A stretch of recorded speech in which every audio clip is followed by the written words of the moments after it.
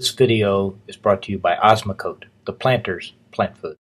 Hi, I'm Marianne Binetti, and today a gardening tip is about how to take care of your cannas as they start blooming. Now, this big, bold, gorgeous plant is a Canna tropicana, and it's an Anthony Tesler plant, which means it's developed for a superior color, and they send up these remarkable blooms. Now, this is in a pot. This is blooming in a container.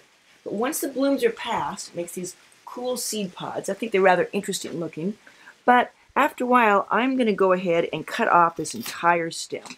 The reason, if I remove this stem, it's going to encourage the growth to go into the big, beautiful paddle-shaped leaves. Now, this one is still blooming. I'm going to leave that.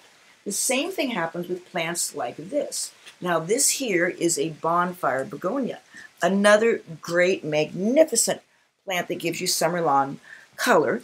But you can see on the ground, I'm always having to go around and clean up the fallen petals like that. Here's a tip that I like to do that encourages more blooms and also keeps it neat. Look for the flowers that are forming these little seed pods like this. And I just take those off right here, the stem and all. And you can see here's another one. Oops, see the flower came off? When it starts making a seed pod, it's going to be done blooming. Take the stem off and all. Here's another one, stem off and all. That keeps this plant producing more flowers that keep going into flower production instead of seed production, and it just gets bigger and more beautiful as the summer goes on. Okay, one more tip that I'm going to show you over here with a geranium. So when people go to Deadhead geraniums, and this is a geranium plant, and this plant is, you can see here's a flower and here's a faded blooms.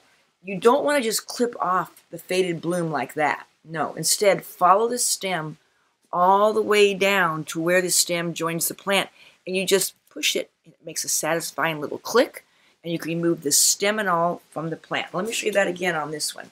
Here's the geranium flower starting to bloom. Here's when it's faded. Follow the stem all the way down. Just push it to the side. It makes a little snap, and now you can see you're removing the petiole and the stem, and the geranium's going to put more energy into flower production. So here's my other secret. I've been using a slow-release plant food.